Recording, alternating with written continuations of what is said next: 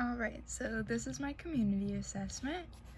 My problem of focus that I have chosen to focus on for this community assessment is eating disorders among adolescents.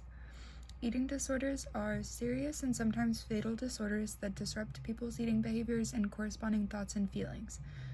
This is the definition from the National Institution of Mental Health, 2023. They often present themselves with different signs and symptoms. The most common are anorexia nervosa, bulimia nervosa, and binge eating disorder, and they often go unnoticed and undiagnosed. The community of focus that I've chosen is Richmond, Virginia. Richmond is the capital of Virginia and is very rich and full of history. Located at the cross-section of Interstate 95 and Interstate 64, also by the James River. Richmond City is the center of the Richmond Metropolitan Statistical Area and the Greater Richmond Area. 17.4% of the Richmond population is made up of youth under the age of 18, which is the specific population that I would like to focus on pertaining to eating disorders. The current boundaries were created by the people of RVA. Richmond was carved from Henrico and is surrounded by Henrico County on 3 sides of it. The boundaries are somewhat agreed on by the community, but even residents of Richmond confuse which city they are part of and which county they are part of. Oftentimes when working in my field placement, for example, I have people confused on if they are part of Henrico County, Richmond City, or the greater Richmond area. There's Mechanicsville as well. So people tend to get confused about what qualifies as being in Richmond. Even though the boundaries technically are defined, sometimes as an outsider of Richmond too, it also is unclear. So how do eating disorders present and manifest themselves? So they really manifest through the beauty standards and social media that have been portrayed all throughout history. Of course, beauty standards change and are culturally different as well. So in different cultures around the world, there are different standards for what is beautiful. American culture typically, historically, has been for women to be on the skinnier side. Now it has shifted into women having slim waists and voluptuous breasts and bosom. So, it's shifted over time, but still the idea is to be slim and have a trim figure, which can often enhance eating disorders and be a big role as to why many women feel insecure, as well as males, which is another thing I'll get to coming up, is how it presents differently for males as well.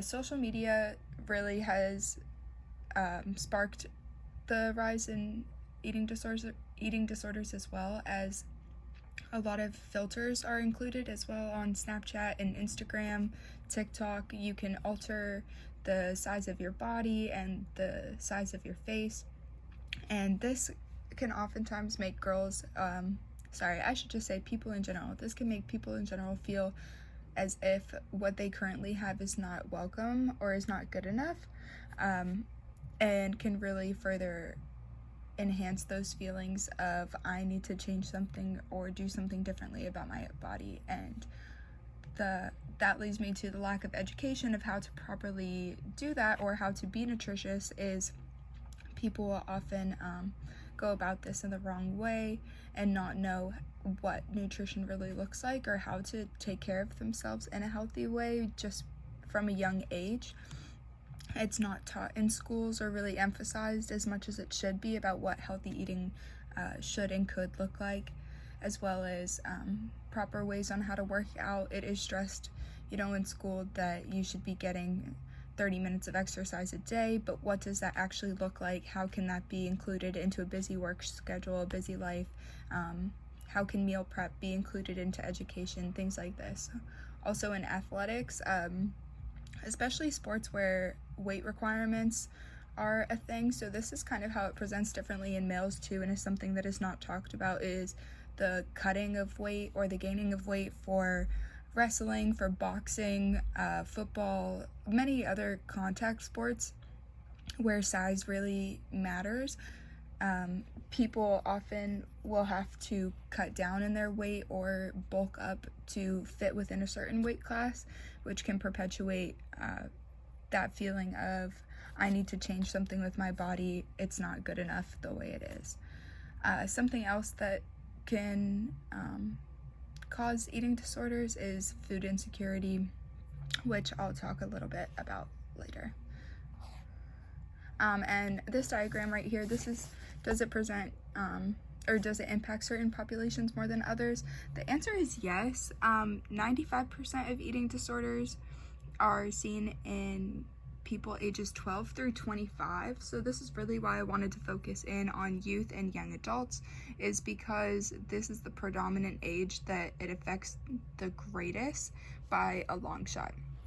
And 25% are male and 75% are female. At least this statistic is pertaining to anorexia. However, all of the data should be taken with a grain of salt, as many eating disorders are not accurately portrayed throughout statistical data, as they go unreported and undiagnosed, as stated in the beginning. The root causes of eating disorders are, like I mentioned earlier, the lack of education around healthy lifestyle and nutrition for the general public and in school systems. There's also a history of distrust in medicine, which may cause Black people not to seek treatment, as well as other groups, as well as other minority groups. RVA is predominantly Black, and BIPOC, BIPOC with eating disorders are half as likely to be diagnosed or to receive treatment.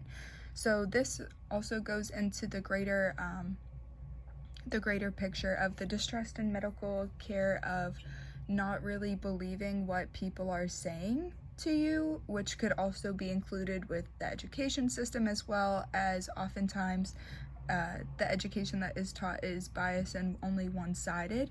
So it's hard for people to really seek treatment or want to be open about medical issues such as eating disorders when the care and the response is not there.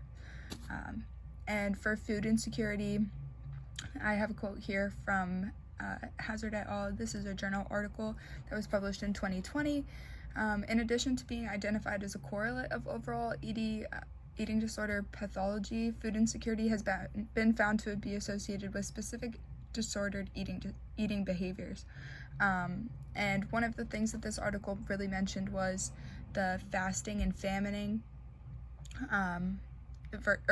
feast and famine, of when you're food insecure, there will be times where food is very hard to come by and can kind of perpetuate the similar behaviors of anorexia, whereas when there's an influx of food, maybe after a paycheck, or if you go out to a buffet or somebody offers you free food, there might be an influx of eating at that time, so encouraging behaviors such as binge eating disorder, or maybe even bulimia from which can manifest after binge eating disorder as well, which is the need to purge what you've just intaked. And just for general clarification, I probably should have done this in the beginning. The general definitions of anorexia is when you severely reduce or limit your intake of food, and is similar to quote-unquote starving. You're just limiting overall caloric intake, or it might be also included with heavy exercise. Bulimia is, or I guess I should do, binge eating disorder is eating large amounts of calories at once and really taking in a lot of food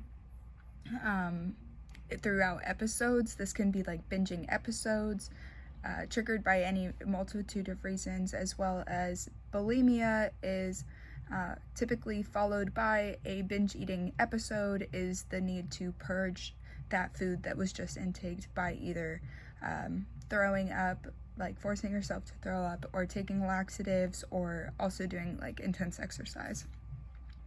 But eating disorders should really be looked at in different ways as well. due to all of the different resulting health problems, as mentioned, or as I'm going to talk about here, of connecting it to other issues. Obviously, as stated, none of these behaviors are healthy for the body, and this can cause long-term lasting effects. Many people that have eating disorders in the future will suffer from long-term consequences. For example, from bulimia, you can suffer from increased acid reflux or have stomach issues, bad breath, teeth and gum disease issues, obviously from the acidity of throwing up quite frequently.